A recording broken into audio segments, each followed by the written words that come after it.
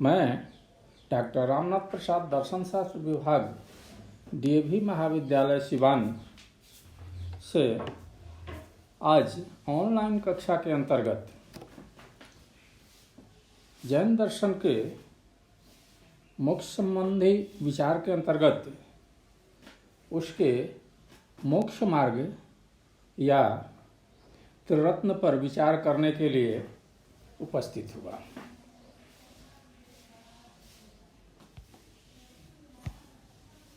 जैन दर्शन सम्यक दर्शन, सम्यक ज्ञान और सम्यक चरित्र को मोक्ष का मार्ग बताता है। उमा स्वामी ने अपने तत्वार्थाधिगम सूत्र नामक ग्रंथ में सम्यक दर्शन ज्ञान चरित्राणि मोक्ष मार्ग ऐसा कहा है। सम्यक दर्शन तत्वों के प्रति श्रद्धा है। जैन दर्शन में 7 तत्व या द्रव्य बताए गए हैं: जीव, अजीव, आश्रव, बंध, संबर, निर्जरा और मोक्ष। इन 7 द्रव्यों के प्रति सम्यक भाव रखना, आस्था रखना या विश्वास रखना सम्यक दर्शन कहलाता है। सम्यक दर्शन 2 प्रकार का होता है। एक निसंगज और दूसरा अधिगमज। निसंगज सम्यक दर्शन वैसे सम्यक दर्शन को कहा जाता है जो अपने आप उत्पन्न होता है, जन्म के साथ ही व्यक्ति में रहता है या बिना किसी कारण के व्यक्ति में स्वतः उत्पन्न होता है। अधिगमज सम्यक दर्शन वैसे सम्यक दर्शन को कहा जाता है जो जैन अरहत के उपदेश से उत्पन्न होता है। सम्यक दर्शन के 8 अंग माने गए। पहला अंग है निशंकता। निशंकता उस भाव को कहते हैं जिसमें संशय नहीं रहता है। सत्य ज्ञान का अनुसरण या द्रव्यों के प्रति आस्था का भाव बिना किसी संदेह के होता है, उसे निशंकता या निशंक सम्यक दर्शन कहा जाता है। सम्यक दर्शन का दूसरा अंग है निह आकांक्षिता। आकांक्षा का मतलब होता है अपेक्षा, इच्छा या किसी प्रकार की आशा। द्रव्य के प्रति विश्वास, मोक्ष के प्रति आस्था बिना किसी स्वार्थ के होना चाहिए। अर्थात जब हम सम्यक दर्शन का अनुसरण करते हैं, हम विश्वास करते हैं, तो इस तरह की आकांक्षा नहीं पालनी चाहिए कि हमें बंधन से छुटकारा मिलेगा या मोक्ष की प्राप्ति होगी या जीवन में किसी तरह की उपलब्धि होगी। इसे निस्वार्थ भाव से निभाया जाना चाहिए। सम्यक दर्शन के इस अंग को निह आकांक्षिता कहा जाता है। निर्विचिकित्सा। कभी कभी होता है कि हम किसी अरहत से उपदेश सुनते हैं और उसमें हम विश्वास भी करते हैं, लेकिन अपनी स्थितियों के चलते, अपने स्टेटस के चलते या समाज में अपनी स्थिति के चलते, अपने को विद्वान समझने के चलते या अपने को उच्च श्रेणी का समझने के चलते यह भावना पाल लेते हैं कि मुझे इस तरह के विश्वास में रहने से मेरा स्तर या मेरा सामाजिक जीवन प्रभावित हो सकता है। इस दृष्टि को मिथ्या दृष्टि कहा जाता है, मिथ्या विचिकित्सा कहा जाता है। इस तरह से के भाव से मुक्त हुए बिना आपका विश्वास सम्यक नहीं हो सकता है। इसलिए निर्विचिकित्सा को जैन दर्शन में तीसरे अंग के रूप में स्वीकार किया गया है। सम्यक दर्शन का चौथा अंग है अमुद्ध दृष्टि। अविचलित भाव से विश्वास करना अमुद्ध दृष्टि कहा गया है, अर्थात बिना किसी विचलन के दृढ़ रूप से विश्वास करना अमुद्ध दृष्टि है। इसमें कोई दूसरा व्यक्ति उसे विचलित नहीं कर सकता है। उपबृहण सम्यक दर्शन का पांचवा अंग है। उपबृहण का अर्थ है बढ़ाते रहना। सम्यक दर्शन में द्रव्यों के प्रति आस्था को दृढ़ करना होता है और उसको बराबर बढ़ाते रहना। ऐसे प्रयास हमेशा बने रहना चाहिए कि हमारा विश्वास बढ़ता रहे, हमारी आस्था बढ़ती रहे। सम्यक दर्शन का छठा अंग है स्थितीकरण। स्थितीकरण जैसे गीता में कहा गया है सुखे दुखे समे कृत्वा, उसी तरह से स्थितीकरण में भी बिना प्रलोभन या बिना किसी लालच के हमें जीव के द्रव्यों अर्थात संवर निर्जरा इत्यादि में विश्वास करना चाहिए। ऐसा नहीं कि हम प्रलोभन में पड़कर और उसको स्थगित कर दें। जैसे आज मुझे बहुत लाभ होने वाला है तो कल फिर से उनका स्मरण कर लेंगे, उनमें आस्था रख लेंगे या आस्था रखते हुए हम अपने लोभ को पूरा कर लें, ऐसा नहीं हो सकता है। इसलिए प्रलोभन से मुक्त अवस्था में सभी द्रव्यों पर सामान्य रूप से स्मरण बनाए रखना चाहिए। इस अवस्था को जैन दर्शन में सम्यक दर्शन का स्थितीकरण कहा जाता है। विश्वास या आस्था बहुत ही कोमल चीज होती है। इसकी रक्षा बहुत ही सूक्ष्म कार्य है, बहुत ही मृदु कार्य है। इसलिए वात्सल्य को सातवें सम्यक दर्शन के सातवें अंग के रूप में स्वीकार किया जाता है।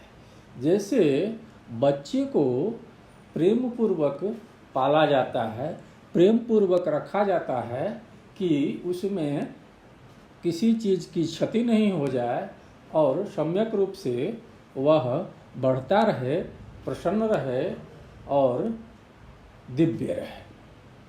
इसी तरह सातों तत्वों में विश्वास को हमें वात्सल्य पूर्वक पालना चाहिए, रखना चाहिए। यह सम्यक दर्शन का आठवां अंग है। इसे वात्सल्य सम्यक दर्शन कहा जाता है। सम्यक दर्शन का आठवां अंग है प्रभावना। प्रभावना का अर्थ होता है उसको फैलाना। सम्यक दर्शन की विशेषता है कि उसको नहीं फैलाने पर वह सीमित हो जाता है। किसी भी आस्था, विश्वास या ज्ञान की यह विशेषता है कि अगर उसको दूसरों तक प्रकाशित नहीं किया जाता है, प्रसारित नहीं किया जाता है, तो वह सीमित होने लगता है। इसलिए जैन दर्शन में सम्यक दर्शन के प्रभावना को सम्यक दर्शन का 8वां अंग स्वीकार किया गया है। अब हम सम्यक ज्ञान पर विचार करते हैं। सम्यक ज्ञान त्रिरत्न का दूसरा रत्न है। उमा स्वामी के अनुसार मति, श्रुति, अवधि, मनः पर्याय और केवल ज्ञान सम्यक ज्ञान के उदाहरण हैं। मति ज्ञान इंद्रिय और मन की सहायता से प्राप्त ज्ञान को कहा जाता है। यह परोक्ष ज्ञान है।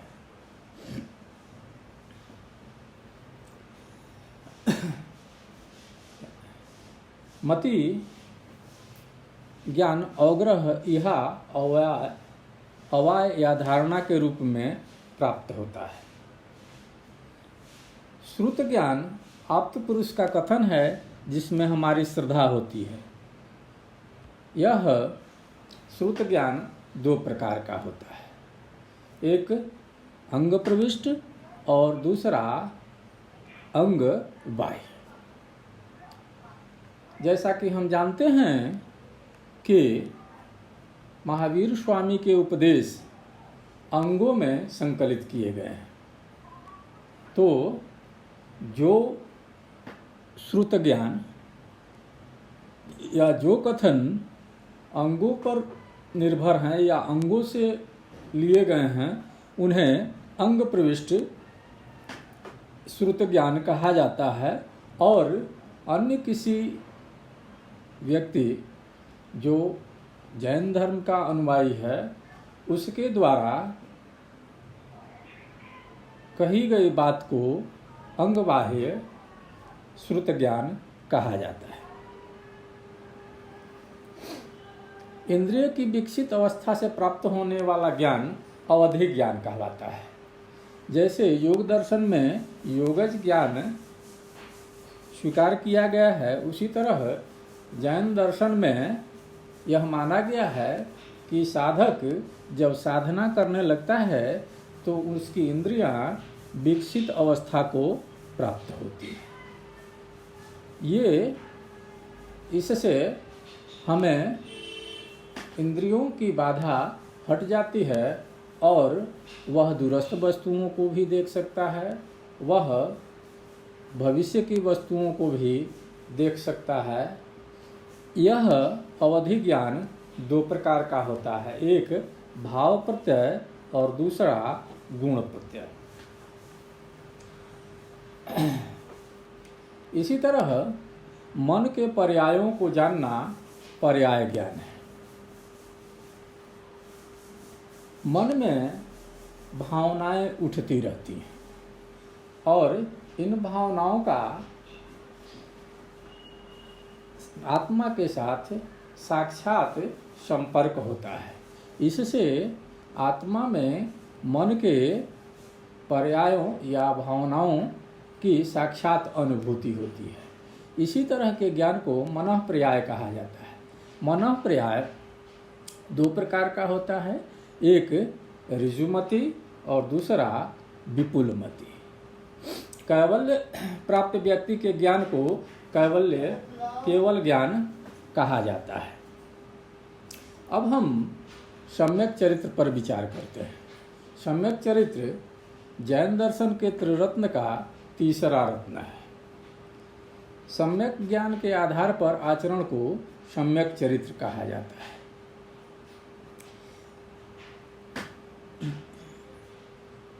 जैन दर्शन में तत्वाधिगम सूत्र में इसे परिभाषित किया गया है या इसका लेखा जोखा प्रस्तुत किया गया है। इसे 2 प्रकार का माना गया है। गुप्ती,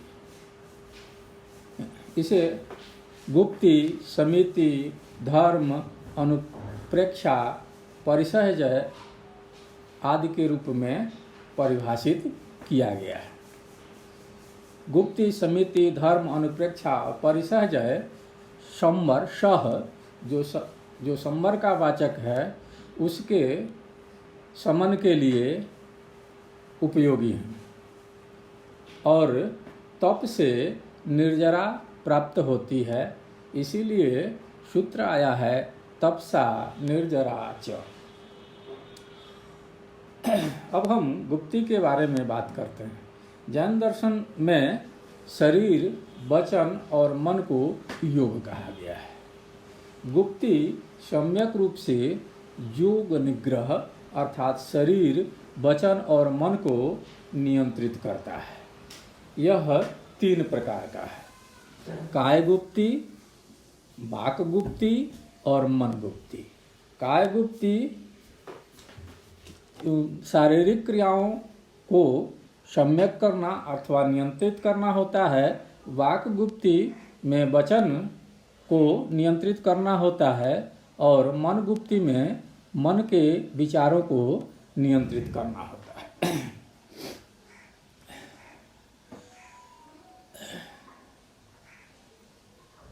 समिति। अब हम जैन दर्शन के समिति की अवधारणा पर विचार करते हैं।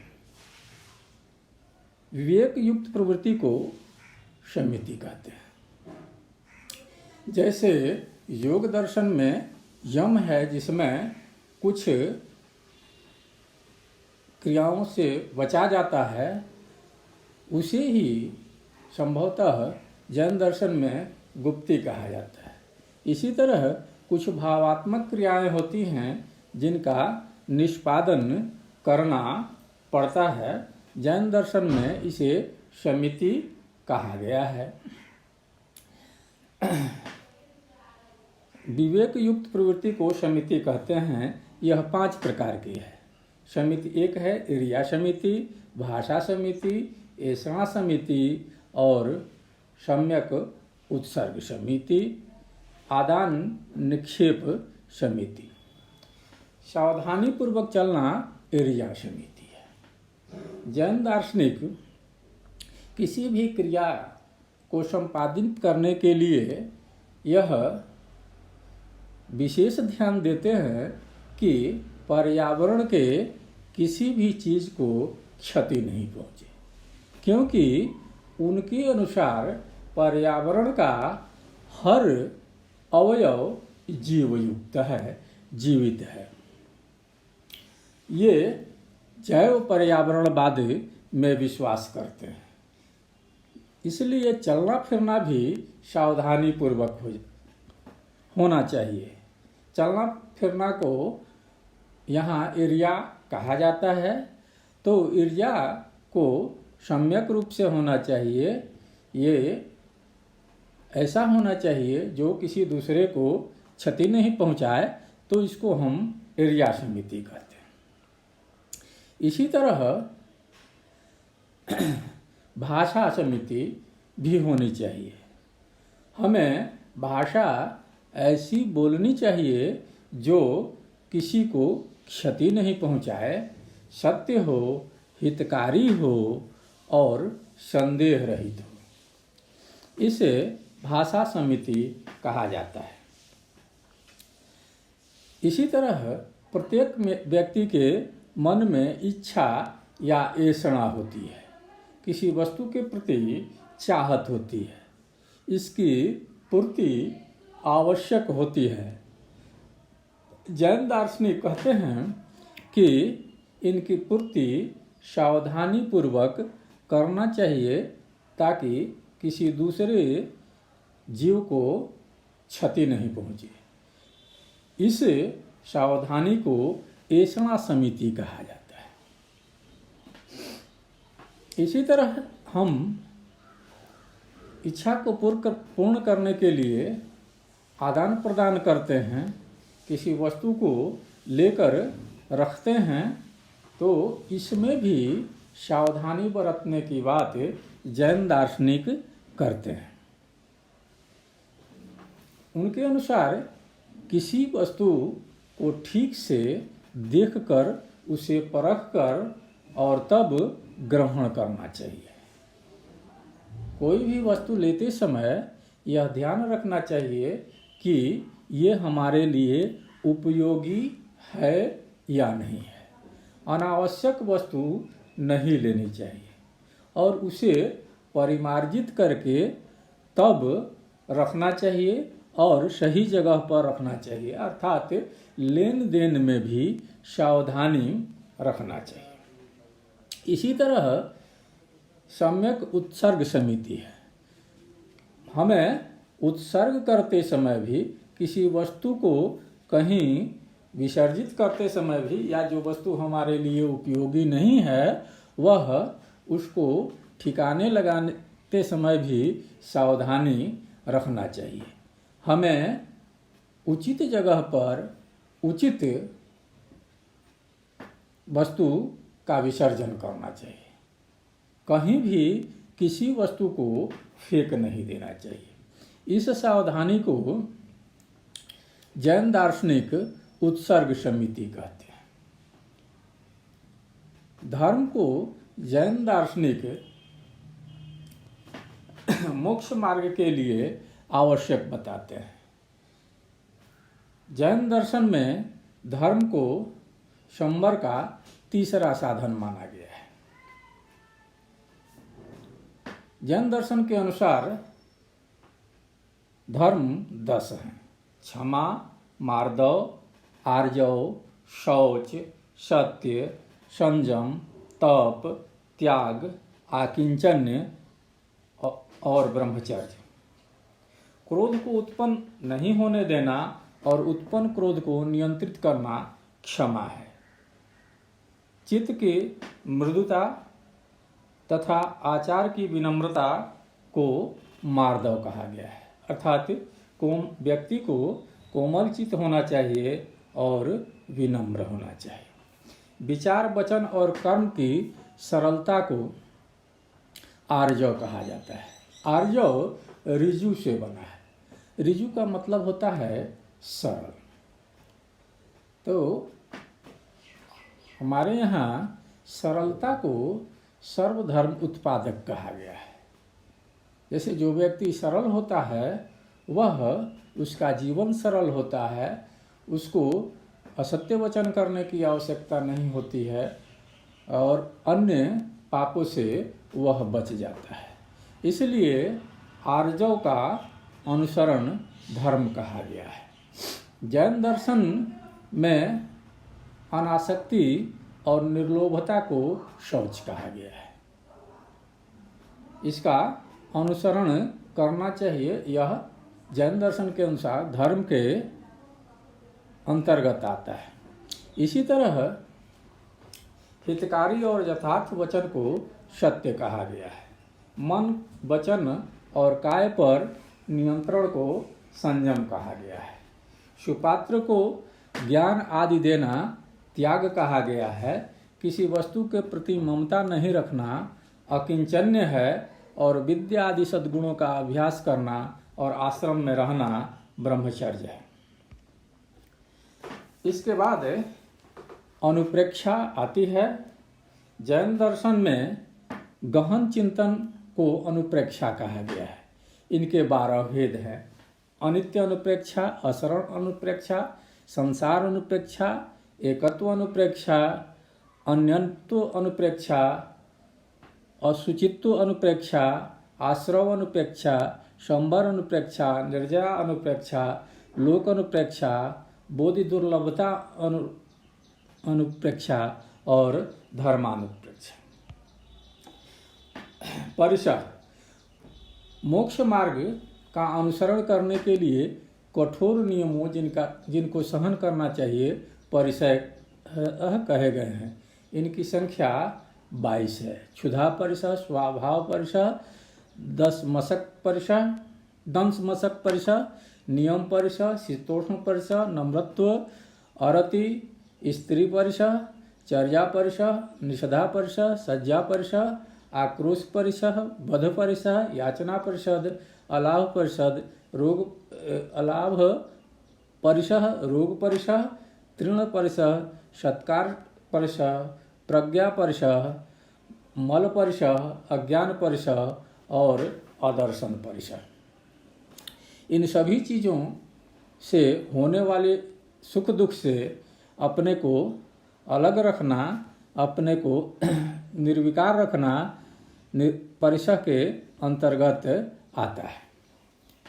इन सभी के अलावा जैन दर्शन में व्रत का पालन करना भी अनिवार्य माना गया है। व्रत किसी उद्देश्य से पालन किया गया नियम को कहा जाता है। मोक्ष के लिए जैन दर्शन में व्रतों का पालन आवश्यक माना गया है। जैन दर्शन के अनुसार ये व्रत 5 हैं। अहिंसा किसी भी प्राणी को किसी भी प्रकार का कष्ट नहीं पहुंचाना अहिंसा कहा जाता है। असत्य का परित्याग सत्य कहा जाता है। अस्तेय बिना किसी अनुमति के किसी की वस्तु को ग्रहण करना अस्तेय कहलाता है। काम वासना का त्याग करना ब्रह्मचर्य कहलाता है और सभी सांसारिक वस्तुओं से परहेज करना अपरिग्रह कहलाता है।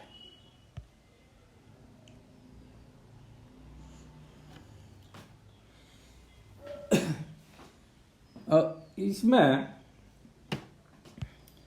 हम देखते हैं कि 5 व्रत जो हैं वो 3 स्तरों पर होते हैं। एक करना, करवाना और अनुमोदन करना। इन सभी व्रतों को व्यक्ति अपने कर सकता है, करवा सकता है या अनुमोदन कर सकता है। जैसे अहिंसा कर सकता है व्यक्ति, या किसी दूसरे को प्रेरित करके करवा सकता है, या कोई अहिंसा कर रहा है तो उसका अनुमोदन कर सकता है। इस तरह यह व्रत 15 प्रकार के हो जाते हैं। इन सभी व्रतों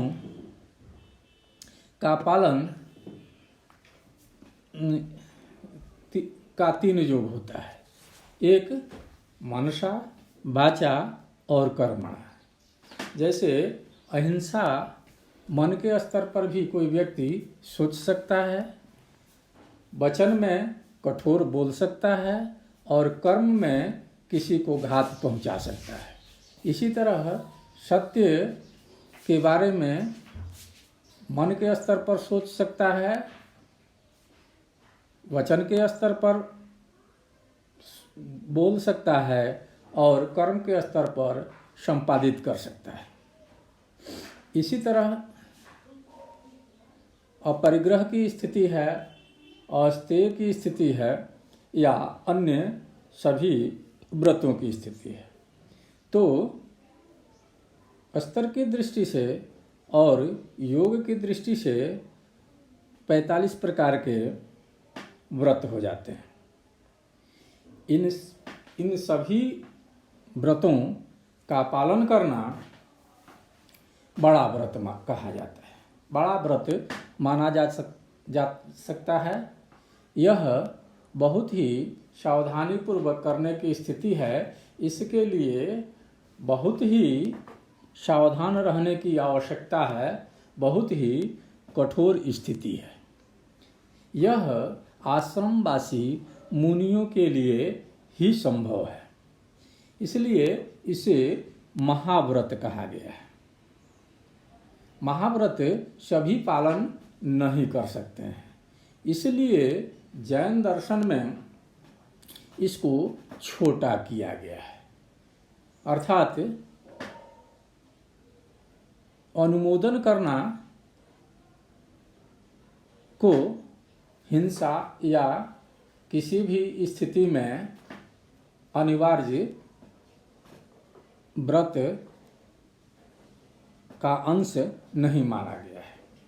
अर्थात कोई व्यक्ति हिंसा कर रहा है, असत्य वचन कर रहा है, अपरिग्रह कर रहा है, अस्तेय कर रहा है या ब्रह्मचर्य का पालन नहीं कर रहा है और वह व्यक्ति उसका विरोध नहीं करता है तो उसे उसका दोष नहीं लगेगा। इसी तरह मन के स्तर पर वह हिंसा या असत्य या अपरिग्रह, अस्तेय या अब्रह्मचर्य की बात सोच लेता है तो सामान्य आदमी को उसका दोष नहीं लगेगा। ऐसी स्थिति में व्यक्ति का व्रतों का पालन सरल हो जाता है।